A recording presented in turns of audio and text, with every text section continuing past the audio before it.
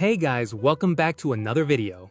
Today we will be looking at how Su Qing breaks through to a new stage in the middle of a life or death chase, how he fights a powerful sea zombie chosen one and permanently disfigures him, and how the two of them end up on the most feared bounty list in the entire Forbidden Sea.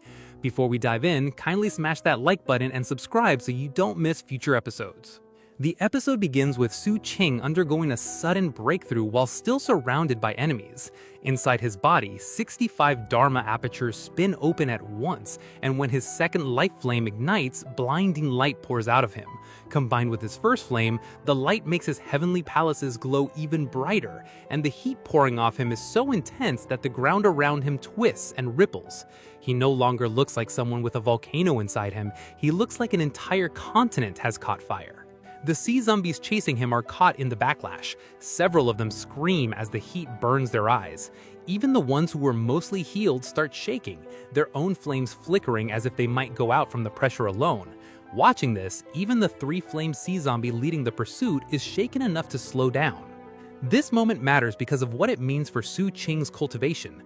One life flame puts a cultivator at early foundation establishment. 2 life flames means mid-foundation establishment, a massive jump in raw strength. Although it sounds like a small step within the same broad stage, on the revered ancient mainland, the gap between these smaller levels can be enormous.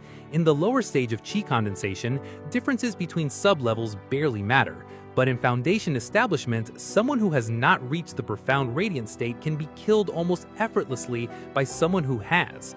The same steep gap exists between 1 flame and 2 flame cultivators, and because Su Qing carries a rare life lamp, his battle power with only 2 flames already matches someone with 3.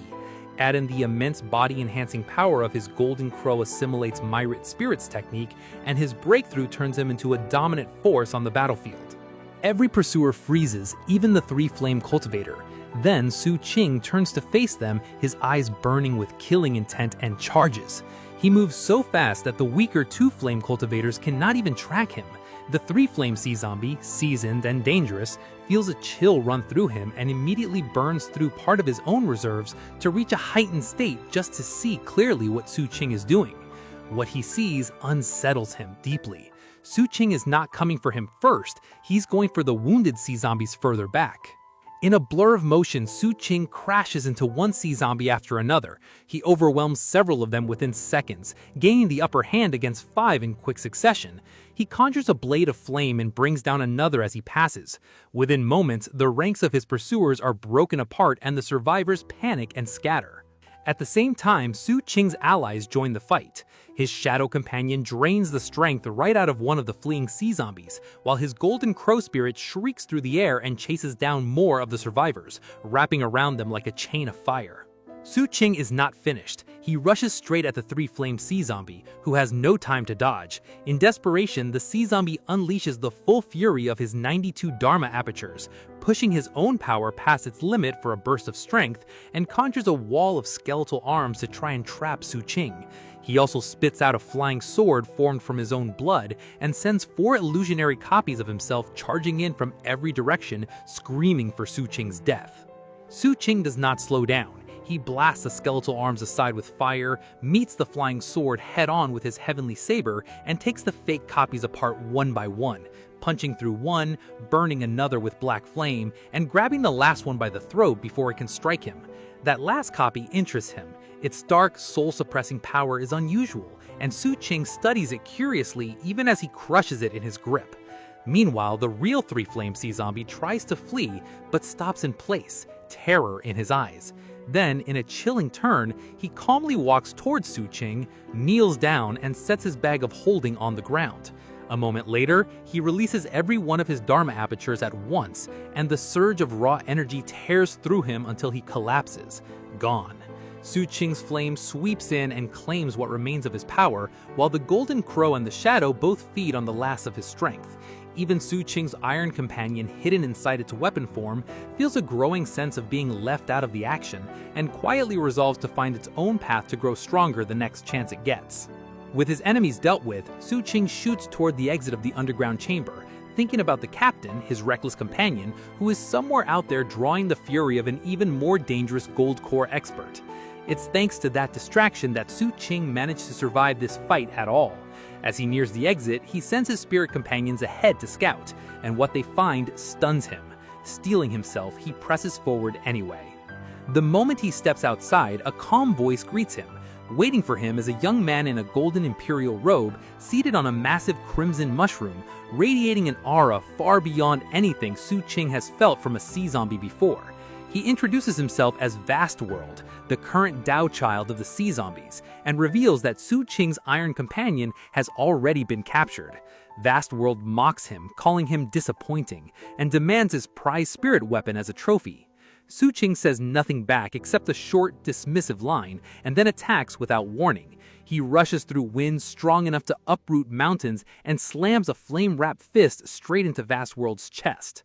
At the same moment, his hidden allies strike. His companion, trapped in the black cloud, breaks free and lashes out with a bolt of lightning, and his golden crow spirit shrieks through the air and chases down more of the survivors, wrapping around them like a chain of fire.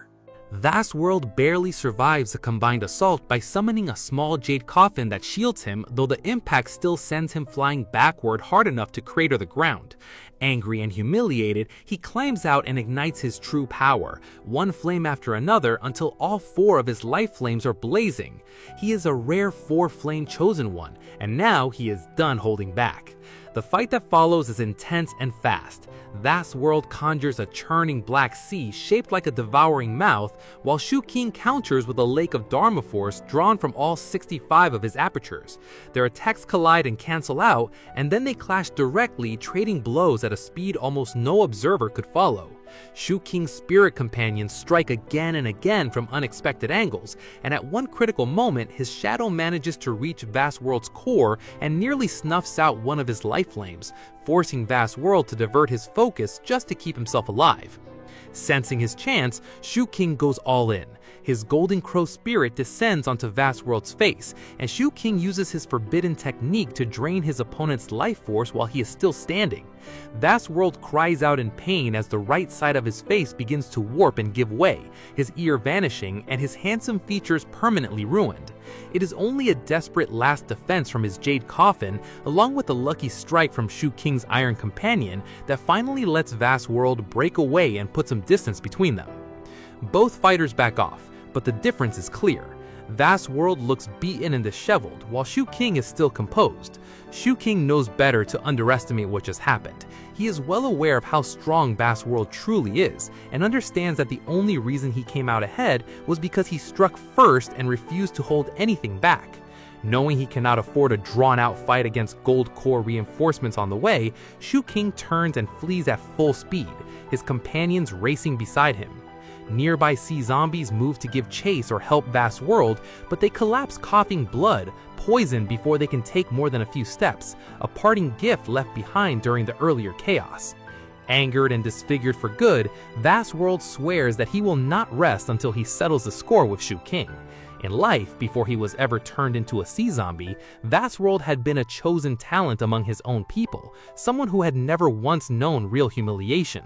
Losing to a nobody and having his face ruined forever cuts far deeper than any physical wound. Su Qing does not get to celebrate for long. He senses 3 immense auras approaching, far beyond Foundation establishment. These are Gold Core level sea zombies, and they're closing in fast. He pushes his body to its absolute limit and races away, only to hear an angry voice behind him, the same Gold Core cultivator who had been hunting the captain, now realizing his prey has slipped away and turning his attention elsewhere. Just outside the restricted zone, Su Qing activates one of his last teleportation charms, only for an enormous 3-headed, 6-armed Gold Core sea zombie to lock the space around him with a single word. His teleportation should have been impossible to stop, but the sea zombie crushes a strange pearl and severs the link entirely, then unleashes a destructive power that starts eating away at Su Qing's body. Only a last-second sacrifice from his own defensive treasure, reinforced with a fragment of rare flesh hidden inside it, keeps the blow from killing him outright. Even so, Su Qing is left broken, bones crushed, flames extinguished, and barely alive. In that critical instant, his final teleportation charm activates, and he vanishes just before the Gold Core cultivator can finish him. Elsewhere, badly wounded and invisible thanks to a rare treasure, the captain watches Shu King disappear and realizes just how close they both came to disaster. His own body is in terrible shape, one arm gone, his side nearly cut through, and his strength almost spent. He had never expected such a small act, simply testing the statue of a bite, to spiral into something this enormous. Despite everything, he can't help but feel a strange sense of pride at how much chaos the two of them managed to cause, even as he worries about how he's going to make it out of sea zombie territory in one piece. 3 days later, the sea zombies are still reeling. Their sacred ancestor statue has permanently lost its nose, and there's no way to repair it. Marcus Ann, a powerful sea zombie noble, is horrified when he realizes the damage is beyond fixing, and understands that every sea zombie alive will soon know their holiest relic has been defiled. Meanwhile, Shu King is far away, hiding inside an illusory dragon construct he uses to travel and recover. He's fighting off a mysterious black corruption left behind by the Gold Core sea zombies' attack, something that resists both his flame and his life lamp. Over roughly 2 weeks, using his forbidden technique alongside his shadow companion, he slowly manages to purge it from his body, coughing up blood filled with strange, nearly invisible black insects that turn out to be the true source of the corruption. He carefully preserves a sample, thinking it might be useful later. With the threat gone, his body finally begins to heal. Reflecting on everything, Shu King realizes the trip was worth it.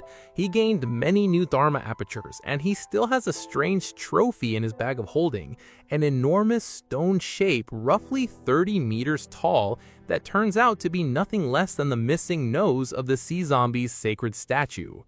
Outside their territory, it has lost all its mystical properties and looks like ordinary gray stone, but Shu King decides to hold on to it anyway, figuring it might be useful someday given how much it clearly means to the sea zombies. He also reasons that the statue might eventually repair itself on its own, so the whole incident is probably not as big of a deal as it feels right now. As for the captain, Shu King has a strange confidence that his reckless friend is not the type of person who dies easily. As word of the incident spreads across the sea zombie territory, outrage explodes. The sea zombies eventually identify both culprits, the captain and Shu King, and place massive bounties on their heads, open to absolutely anyone, even fellow Seven Blood Eyes disciples. The captain, revealed to have the surname Chen, tops the list, with Shu King right behind him in second place. The reward is staggering enough that the news spreads like wildfire across the entire Forbidden Sea, and virtually everyone starts talking about the two of them. Back at Seven Blood Eyes, the sect leadership is stunned to learn that 2 of their own disciples pulled off something this audacious behind enemy lines. Several sect elders immediately suspect that only students trained under Master Seventh could have pulled off something this reckless, since he apparently attempted something similar himself decades earlier, although not nearly as extreme.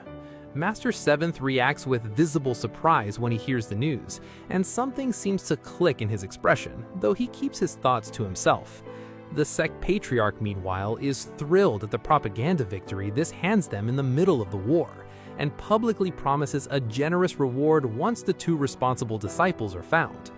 The war between Seven Blood Eyes and the sea zombies has already dragged on for half a year at this point, and news of the desecrated statue only pushes both sides to fight harder, giving Seven Blood Eyes an unexpected advantage on the front lines. Unaware of just how famous he has become, Shu King continues his journey back toward the Merfolk Isles, still healing and still thinking through his next move. Looking back on the battle with Vastworld, he admits to himself just how dangerous a 4-flame cultivator truly is, and how much of his win came down to catching Vastworld off guard with his shadow and his forbidden technique working together. He knows a rematch would not go nearly as smoothly. Still, thinking about how close he came to matching a 4-flame cultivator fills him with quiet determination. He still needs 25 more Dharma apertures before he can ignite his own third life flame, and he decides that once the captain returns, the 2 of them should look for more opportunities like this one to speed up his progress, risky as that sounds. When he finally gets close enough for his identity token to reconnect, it lights up with a flood of messages from people he knows, all reacting to the news, including an excited and slightly cryptic note from a friend named Ding Shu. Stunned, he checks the hero rankings for himself and sees his own name sitting at the second spot, right behind Chen Er-nu, confirming that the captain truly is behind everything that happened. Shu King takes a moment to process it all. He's annoyed that he's been dragged into the spotlight against his own wishes, but he also recognizes that this puts a target on his back for a long time to come. Still, he reasons that since the captain holds the top spot with by far the bigger reward, most opportunists chasing bounty hunters will likely go after him first. Elsewhere in Sea Zombie territory, Vastworld kneels before his superiors in fury, his face permanently scarred and his pride shattered. He's told the only way to be healed is to kill Shu King himself, a condition that only deepens his hatred and his humiliation. Back at Seven Blood Eyes, Shu King finally teleports home to the capital city, careful to keep a low profile despite the attention his name now draws. Along the way, he crosses paths with two junior disciples he'd once met briefly a year earlier, and offers the female disciple a small piece of cultivation advice as thanks for her past kindness. Neither of them realize at first who he is until they check the teleportation records and discover they had just spoken with the second most wanted person in the entire war. Along the way to Harbor 176, Shu King takes in just how much the sect's territory has grown while he was away. Construction is far along, the streets are busy, and Harbor 176 itself, once a combination of 3 smaller harbors, has become a bustling hub for the sect's wartime supply lines. Shu King notes with some satisfaction that his friend Zhang San made a smart bet investing here. Finally, Shu King sends word ahead and meets his old friend Zhang San about repairing his destroyed Dharma skiff. Zhang San is ecstatic to see him, pulling him aside into a private warehouse and gushing over their newfound fame. He's already heard that the Sea Zombie leadership tried to negotiate for the return of the stolen nose, and that the sect flatly refused. Every time Zhang San praises Shu King for the audacious plan, Shu King quickly corrects him, insisting that the captain was behind all of it and that he was simply dragged along. Undeterred, Zhang San asks to see the relic for himself, and Shu King obliges, setting the massive stone nose down with a heavy thump. Zhang San is thrilled, already scheming about building a museum around it to draw crowds and profit to their harbor, imagining free security from the sect and a flood of visitors and business once the captain's portion joins it someday to make it even more impressive. Shu King goes along with the plan, then finally asks about getting his ship fixed. When Zhang San asks where the Dharma skiff actually is, Shu King admits, flatly, that it's simply gone, leaving his friends stunned into silence. So that's all for today, guys. I hope you really enjoyed the video. If you did, kindly like the video, and if you are new to the channel, consider subscribing. In the next episode, we'll see whether the captain makes it back safely, and how Shu King plans to handle life as one of the most wanted men in the Forbidden Sea. So, see you in the next video.